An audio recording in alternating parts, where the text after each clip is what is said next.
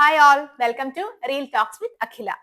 DSC റേ രാഹുൽ സദാശിവൻ കഥ എഴുതി സംവിധാനം ചെയ്ത് പ്രണവ് മോഹൻലാൽ പ്രധാന വേഷത്തിലെത്തുന്ന സിനിമയാണ് DSC റേ. ട്രെയിലർ ഒക്കെ കണ്ടിട്ടുള്ളവർക്കാണെന്നുണ്ടെങ്കിൽ ഏകദേശം ഒരു ഐഡിയ കിട്ടിയിട്ടുണ്ടാവും ഇതൊരു ഹൊറർ ത്രില്ലർ മൂവിയാണെന്നുള്ളത്. രാഹുൽ സദാശിവന്റെ പ്രീവിയസ് വർക്കുകളായ ഭൂതകാലമായാലും അല്ലെങ്കിൽ ഭ്രമയുഗമായാലും കണ്ടതുകൊണ്ട് തന്നെ നമുക്ക് അദ്ദേഹത്തിന്റെ ഒരു റേഞ്ച് ഓൾറെഡി മനസ്സിലായിട്ടുള്ള കാര്യമാണ്. എസ്പെഷ്യലി രണ്ടും ഈ ഒരു ചാനലിൽ തന്നെ വരുന്ന സിനിമയായിരുന്നു. അതുപോലെ തന്നെ ഗ്രിപ്പിംഗ് ആയിട്ടുള്ള അത്ര ഒരു സ്റ്റാൻഡേർഡിൽ അല്ലെങ്കിൽ അതിനേക്കാൾ ഒരുപടി മുന്നിൽ തന്നെ നിൽക്കുന്ന ഒരു സിനിമയാണ് DSC റേ. ഒരു ഹൊറർ സിനിമയാണെങ്കിലും നമ്മൾ സാധാരണ കണ്ടു വന്നിട്ടുള്ള ഒരു ക്ലീഷേ രീതിയിലുള്ള പ്രേതപ്പടം എന്നൊന്നും നമുക്ക് ഇതിനെ പറയാൻ പറ്റില്ല. പക്ഷെങ്കിൽ അത്ര ഒരു സ്റ്റാൻഡേർഡ് മെയിൻറ്റെയിൻ ചെയ്ത് പോകുന്ന ഒരു സിനിമയാണിത്. ഇപ്പം ഹൊറർ ആണെങ്കിൽ നമ്മൾ ചില സിനിമകൾ കാണുമ്പോൾ സ്ക്രീനിൽ നിന്ന് കണ്ണെടുക്കാണ്ട് കണ്ടിരിക്കുന്നതല്ലേ.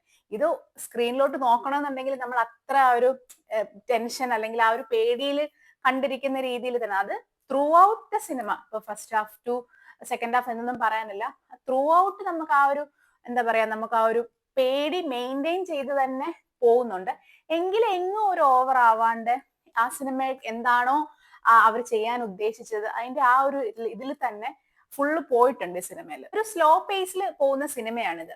ആ സിനിമയെ ശരിക്കും എലിവേറ്റ് ചെയ്യുന്നതെന്ന് പറയുന്നത് ശരിക്കും അതിന്റെ മ്യൂസിക് അല്ലെന്നുണ്ടെങ്കിൽ ബാക്ക്ഗ്രൗണ്ട് സ്കോർ, അതുപോലെ സൗണ്ട് ഡിപ്പാർട്ട്മെന്റ്, ഇവരൊക്കെയാണ്.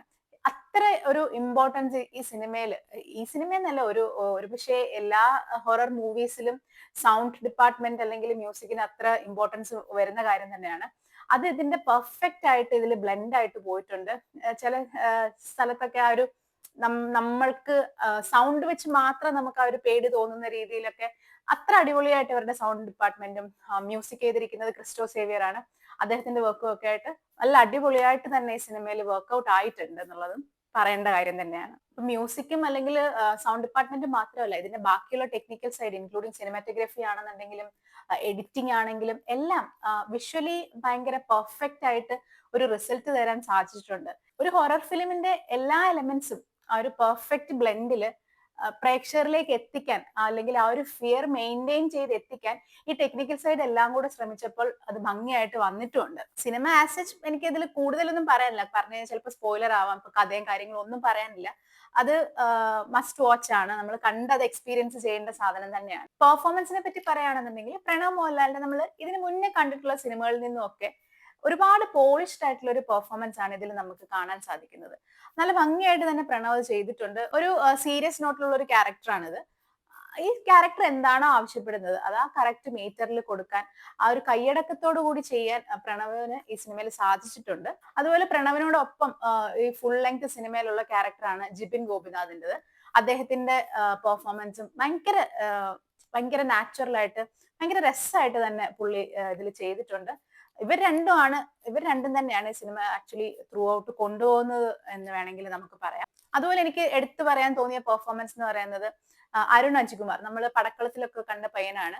വേറെ സിനിമയിലൊക്കെ കണ്ടിട്ടുണ്ട്. അവന്റെ പെർഫോമൻസ് എന്ന് വെച്ച് കഴിഞ്ഞാൽ ഭയങ്കര നാച്ചുറൽ ആയിട്ട് ഒരു അവൻ സംസാരിക്കുന്ന രീതി, അവന്റെ കൈയൊക്കെ അനങ്ങുന്ന രീതി, കാര്യങ്ങളൊക്കെ ഭയങ്കര നാച്ചുറൽ ആയിട്ടുള്ള ഒരു അഭിനയം. അവൻ ആ ഒരു എന്ത് സ്റ്റേജിൽ കൂടാണോ അവൻ പോകുന്നത് ആ സ്റ്റേജിലുള്ള ആ ഒരു നമ്മളൊരു സാധാരണ ഒരാൾക്ക് ഉണ്ടാവുന്ന ഒരു ഫീലിങ്സും കാര്യങ്ങളും ആ ഒരു എക്സ്പ്രഷൻസും ഒക്കെ ഡെലിവർ ചെയ്യുന്ന രീതി ഭയങ്കര നാച്ചുറൽ ആയിട്ട് അത്ര പെർഫെക്റ്റ് ആയിട്ട് ആ പയ്യൻ ചെയ്തിട്ടുണ്ട്. നല്ല രീതിയിൽ ഒരുപാടില്ല അവന്റെ ക്യാരക്ടർ, പക്ഷെ ആ ഉള്ള സ്പേസ് വളരെ ഭംഗിയായിട്ട് അവൻ അത് ചെയ്തിട്ടുണ്ട് ആ ക്യാരക്ടറിൽ. അതുപോലെ ഇതിലൊരു ഫീമെയിൽ ക്യാരക്ടർ റോൾ ഉണ്ട്.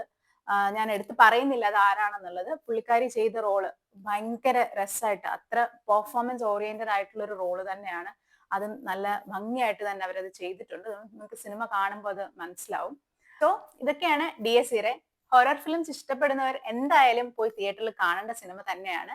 ബോറടിക്കാതെ കണ്ടിരിക്കാം എന്നുള്ളതല്ല, തിയേറ്ററിൽ സ്ക്രീനിൽ നിന്ന് കണ്ണെടുക്കാതെ കണ്ടിരിക്കാൻ പറ്റുന്ന സിനിമയാണ് DSC റേ. സോ എല്ലാരും പോയി സിനിമ കാണുക.